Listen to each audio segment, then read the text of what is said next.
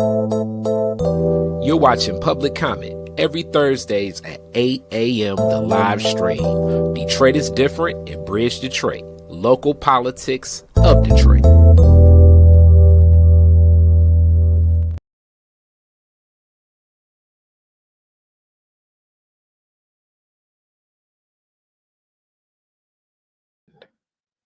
Welcome back to another episode of Public Comment. We have been on a summer hiatus as City Council is on a hiatus, but now we are back, and Lord knows this is a very interesting and fun-filled episode where we're unpacking something that City Council's delivering that seems in a lot of ways that it's going to have big impacts on how our city is going about fighting crime, taking on crime, but more so prosecuting it. I'm Kari Frazier of Detroit is Different.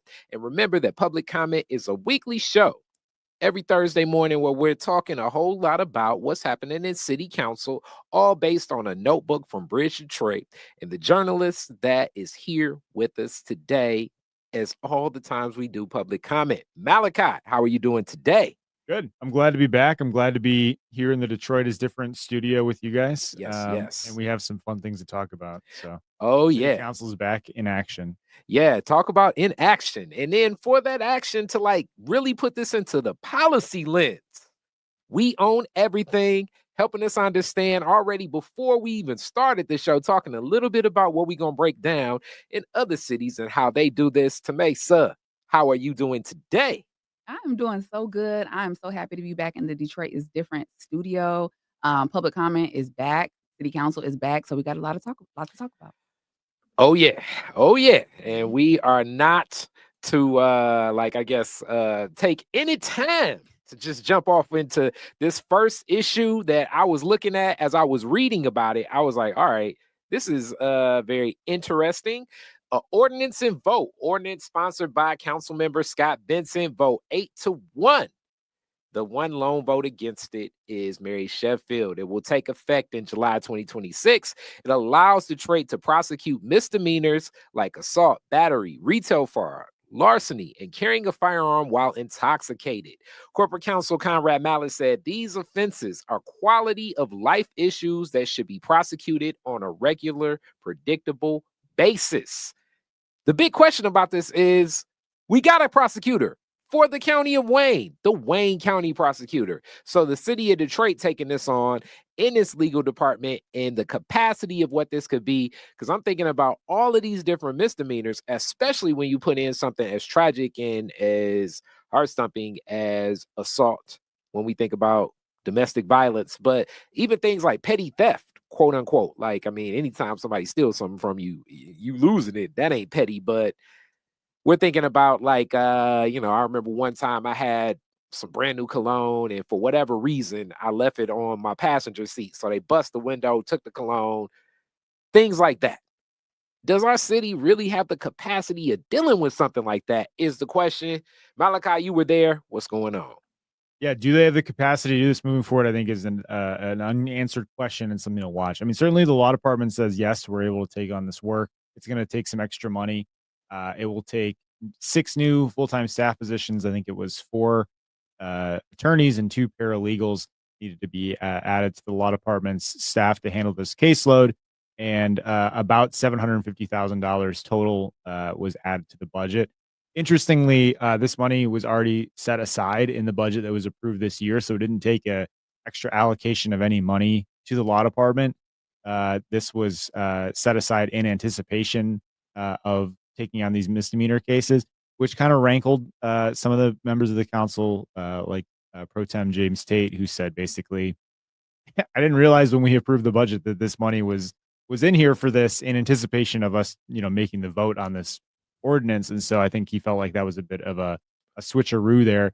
But moving forward, I mean, watching the committee hearings, it wasn't really clear to me how many cases we're talking about that are going to be, moving into the city's lap.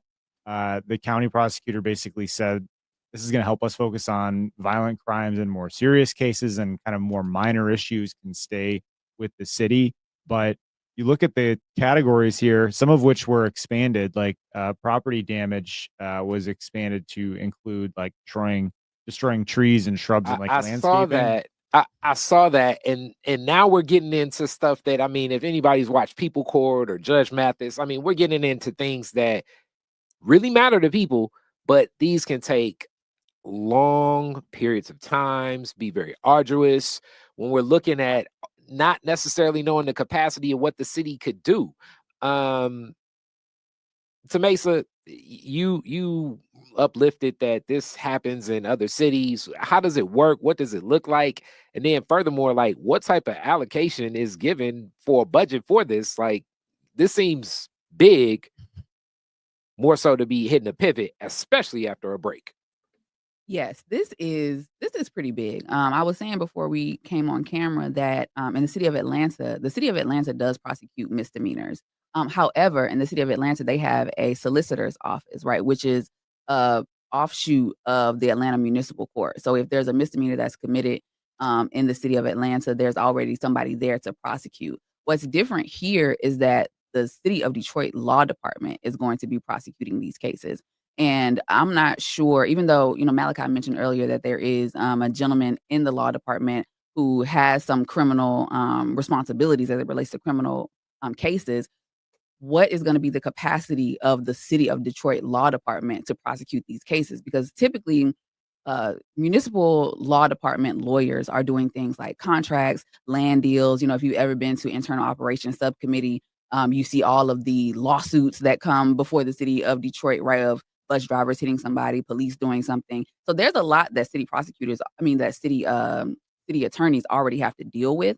And so adding an unknown number of misdemeanors that they now have to prosecute is going to be very interesting. And I believe Councilmember Letitia Johnson asked, well, how many misdemeanors is this going to be? Like, what can we realistically expect to be coming to the city now? And they couldn't really give her a concrete number about the number of misdemeanors. And these are, misdemeanors that could be, in the thousands, right? These are crimes that people can be committing every day.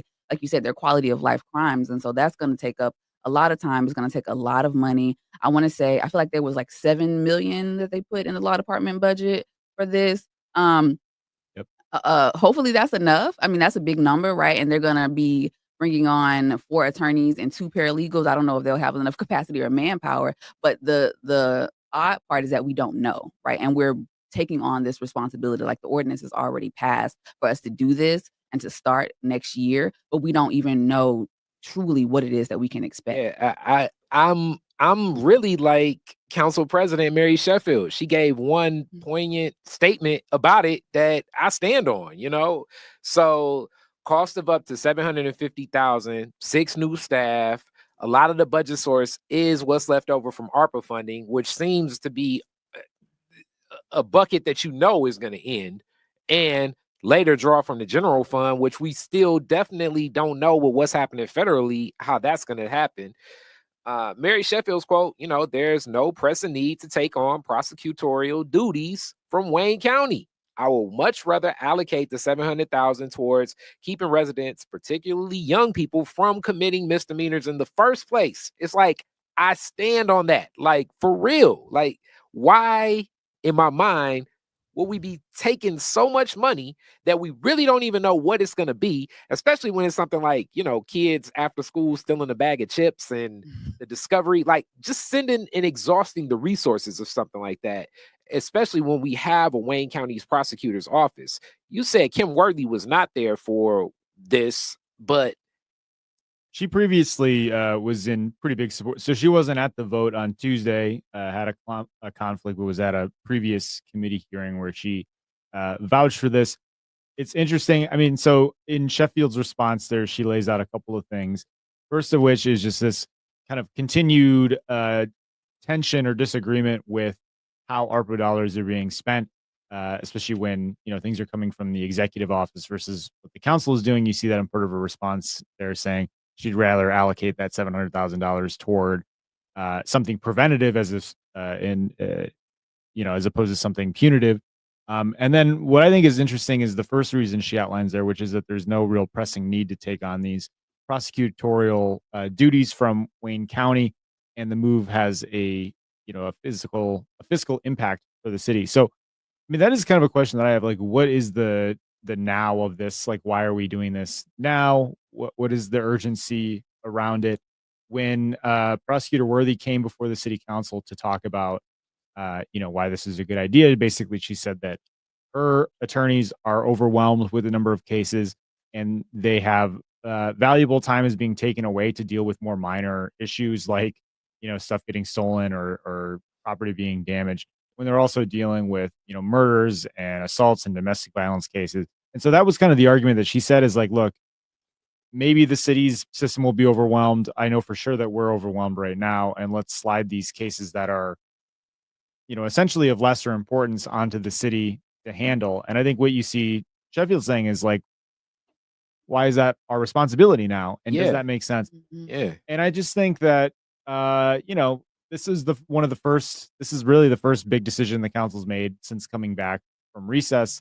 I did not even really know that the law department was engaging in this activity before, but obviously there is a chief of criminal enforcement. There's a $7 million budget for criminal enforcement within the overall law department budget.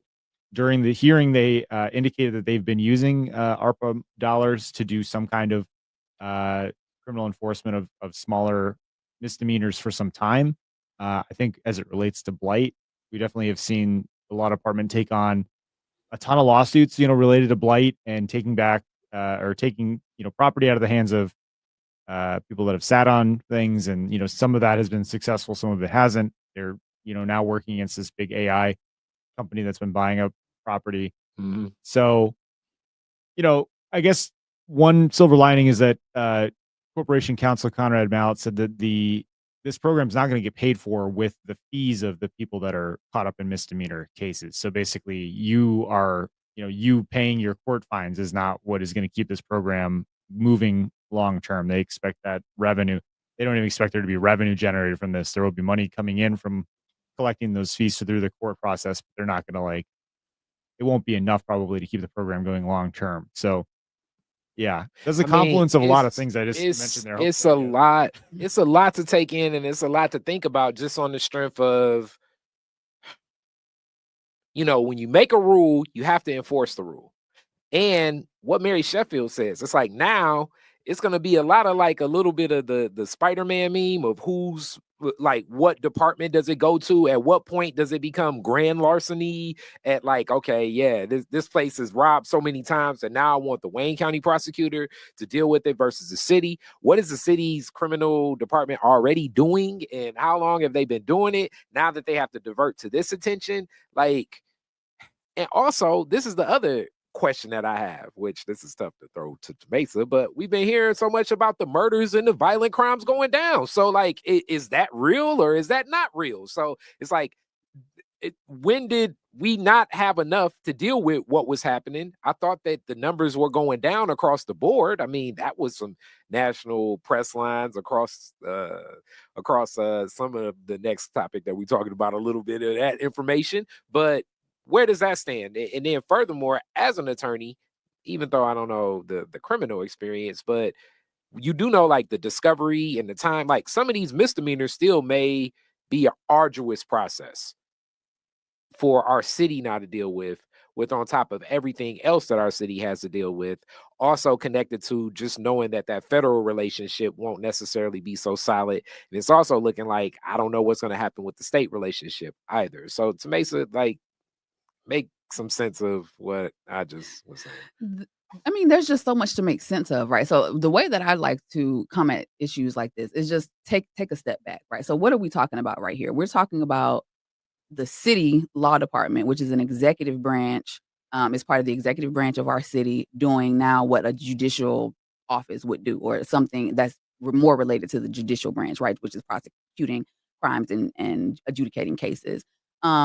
That's a lot. That's a lot of work to do. And like you mentioned about what Prosecutor Worthy was saying, if crime is down, which we have to look at that as well. So Prosecutor Worthy is over all of Wayne County, right? The city of Detroit sits inside Wayne County as a political subdivision that is, a city unto itself, right? And so realistically, Wayne County could have a lot of cases that they have to prosecute, a lot of murders. Wayne County is the most populous county in the state of Michigan. So there could be a lot going on. But now the city of Detroit is going to be tasked with taking all of those misdemeanors that take place within its jurisdiction, and prosecuting those cases. And we don't know what that number is going to be. So there's a lot of like going back and forth between, lines of different governmental departments, a lot of unknowns in this situation.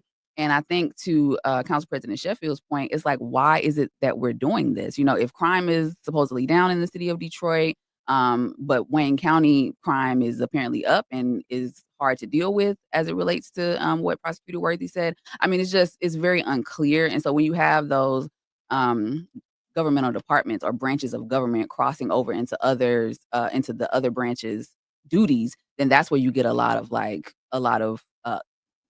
unclarity, if that's a word, in these different situations. There was confusion, yeah. There was an interesting exchange between Mary Waters and Kim Worthy during the committee conversation around like who should be paying for this, because Mary Waters was saying, look, we have to take on extra budget strain now to prosecute these cases. Maybe the county should chip in a little bit since we're picking up some of the slack there.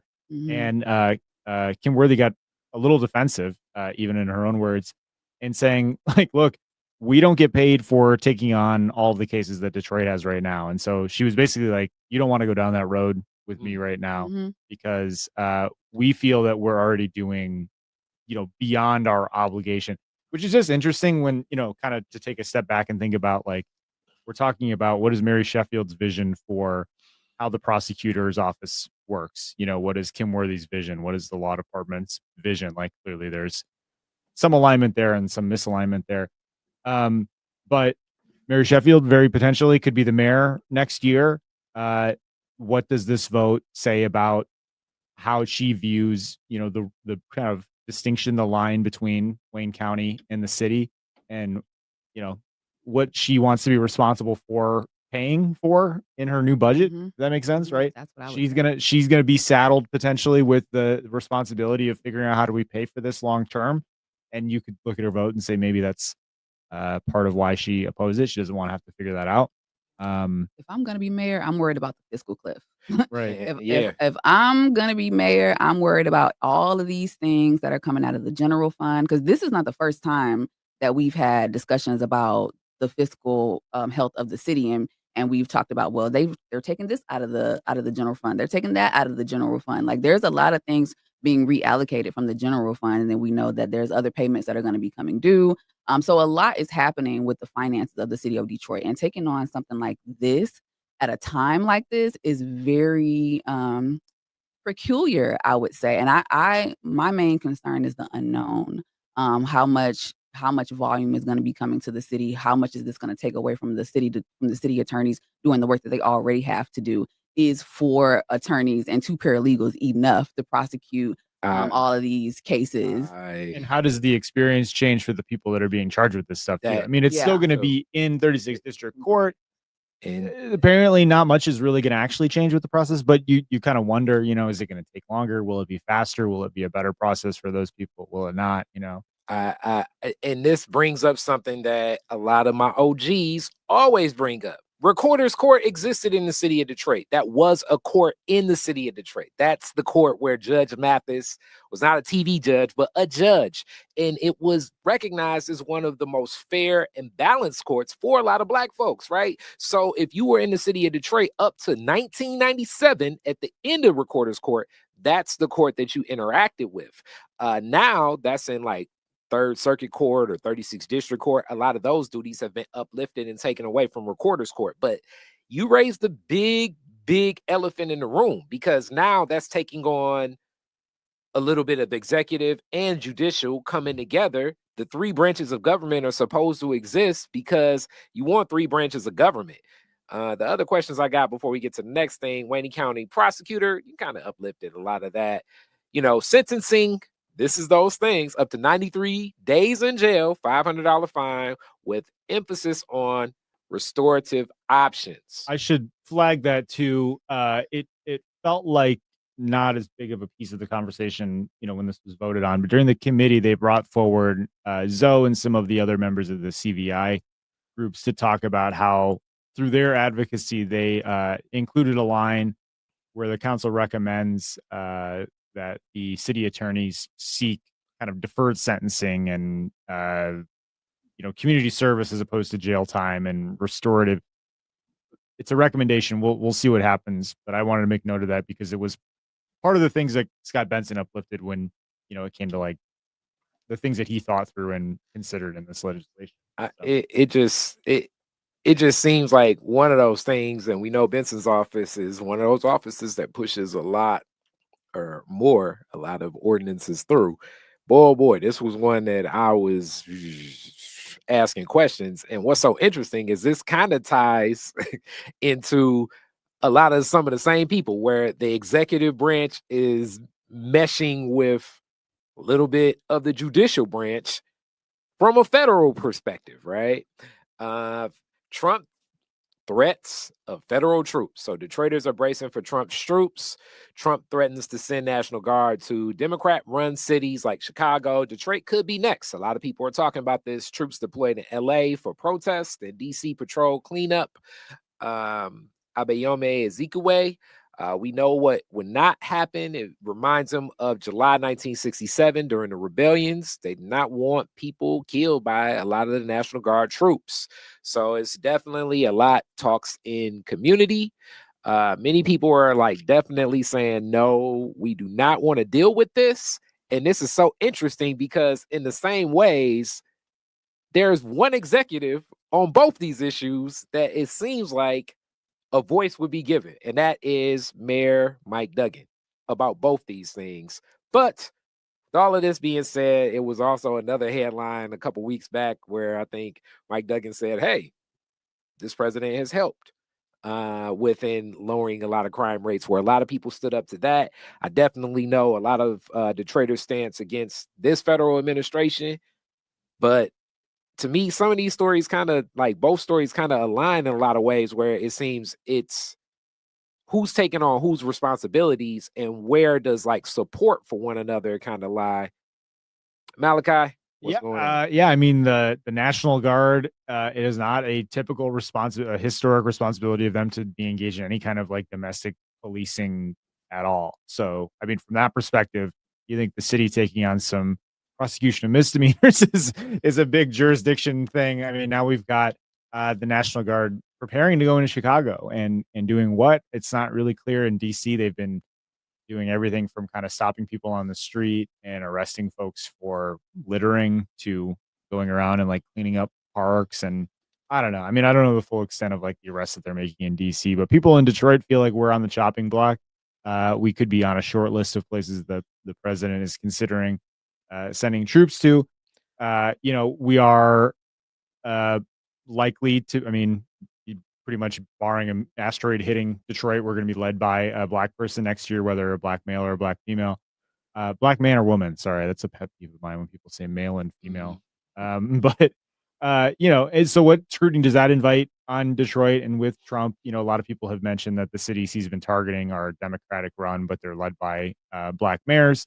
And Chicago has issued some executive orders in kind of anticipation of Trump coming that says their local police are not supposed to cooperate with federal agents and some reporting tools for people. But this is going to get fought out in the courts. There was a ruling today I was hearing on the radio in LA saying that Trump sending the National Guard there was illegal. Of course, that will probably get overturned by another judge and then overturned by another. We'll see what happens. They could go to the Supreme Court.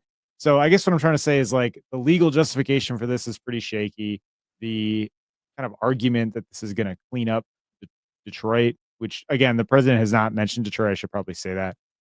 He's talked about Chicago and Baltimore and but Atlanta and other places. So it makes sense why people think that we're kind of on the list here. Mm-hmm. But essentially, just to summarize, what people were asking for is some kind of plan or some kind of opposition to this, because it's been, kind of in response to what Trump hasn't mentioned Detroit. But people are saying, hey, we should be getting ready for this. And so far, they haven't heard what they want to hear. I think the through line is predominantly black. Populated cities, but that with black leadership, this does have white leadership, though it's predominantly black. So that may be one of the reasons why, but also that may be one of the reasons why it seems like Mike Duggan should comment on both these issues. Just a Kari Frazier thought process, it seems like. But Mesa, what's your take on this? Yeah, I hope this doesn't happen in Detroit. But I also feel like, say the devil's name enough, he appears. So I don't know if we need to be trying to focus too much on Trump or bringing too much attention to Detroit, to Trump's doorstep. Um, but then also too, I mean, this has been, for a political education person, this has been a great episode because we have talked about separation of powers, and now we have a federalism issue. This is the levels issue, right? You have the federal government deploying federal resources to handle a local problem of crime. I think that's odd, right? And so that's why we're playing this out in the courts, because does he actually have the authority to even do this? Has he declared some type of state of emergency? Is he saying that crime in the inner city is now a problem that warrants this type of response? I mean, it just seems really strange for him to do this, and I just hope that, like you said, you mentioned about the the line that Mike Duggan put out about, hey, the federal government has actually helped us, right? So let us kind of put out those feelers of like, you don't really need to come here. We're doing fine. Crime is down. But it does seem odd now that the city is having to take over misdemeanors, right? It seems like we're saying two different things at the same time. But I just really hope that this issue is solved, and I worry about the fact that we are going to have an African American mayor in a predominantly Black city under this administration. Because even if the midterms flip Congress Democratic, Donald Trump is doing this under his executive power, right? And so the courts are going to have to stop him from doing that. We don't know, as Malachi mentioned, we don't know. He's appointed a lot of federal judges, Donald Trump has, and so this could really be allowed to happen. So I really don't know. I don't like to speculate much on things like this, but I know that it is a federalism issue, and it is something that I hope that Detroit stays out of the line of fire on. When Duggan talks about the Trump administration helping Detroit, reduce crime and turn around this trend, my understanding he's talking about federal grants and task forces and prosecutorial heft and like help from the FBI to like investigate bigger cases. None of that is like bringing the military onto the streets of Detroit. So Yeah. it's just interesting when you look at it from that lens as well. Like the traditional way that the president has helped cities, address crime is through like Department of Justice grants or like assigning more people to the U.S. Attorney's office in that district and like partnering with the FBI to do, targeted operations on drug dealers and, gun manufacturers and all of that stuff that we get press releases for on occasion. This is like very, very different. So it's just, I don't know. We're halfway through the first year really of this term, and it's interesting how much it's kind of been normalized and how much we have to kind of like talk through things that are totally unprecedented. I just want to like hang my hat on that really quickly that like this is a bizarre moment, and it's going to test a lot of the political leaders in this country to see how they are going to react to things that we've never really had to deal with before. Everything about this federal administration is that, and Lord knows. But with that being said, get to a close of this week's public comment. Things to think about, ruminate. Next time you litter, you could be prosecuted by the city of Detroit. So stop doing that stuff in the first place. You know what I'm saying? Just go on and pay for that bag of chips or get yourself to a free place where you can get some snacks and all. A lot of community things going on. And here at Public Comment, we're going to keep moving, but you should also be checking out Detroit Next, that partnership between Detroit is Different and BridgeDetroit, where we're talking about a lot of these elections taking place, because this is still an election year for the city of Detroit. We want you to be informed about it. So make sure you stay tuned to that collaboration. And of that collaboration, Malachi, tell the people what they need to know. BridgeDetroit.com is where you can find all of our content. It's free, no paywalls, no subscriptions required, although we do appreciate you signing up to our free email newsletters. Every Wednesday, the City Council Notebook comes out. That's what I do. It basically covers everything that went on at the Tuesday session, things that we talk about in the show and stuff that we're not able to get to.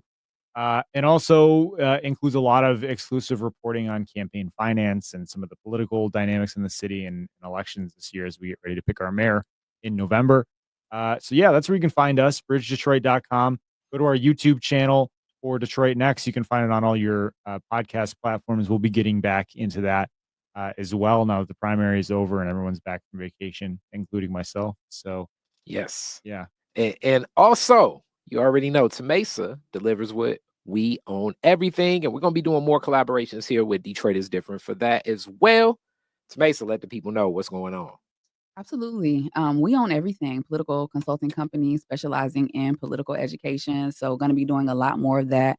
I've been talking to Live Six about doing some political education workshops over there, just to teach people, why it is that they should vote, especially in this upcoming municipal election. As you stated, Kara, this is still an election year. I know we had a lot of buildup to the primary, but the general is coming. And in order to increase voter turnout, I want to make sure that people are educated on what it is that's actually at stake in this upcoming election, and also getting more into my consulting. I am working with community-based organizations to help them walk through governmental issues, working with individuals who are running for office in some cases. And so if anybody needs help navigating the government or understanding or doing political education, anything like that, please reach out to me. We Own Everything is a community-based organization that loves to bring politics to the people and the people to politics. So yeah, I'll be out in the community doing a lot of good things. All right. With that being said, peace. Till next time. You're watching Public Comment every Thursdays at 8 a.m. The live stream. Detroit is different and Bridge Detroit. Local politics of Detroit.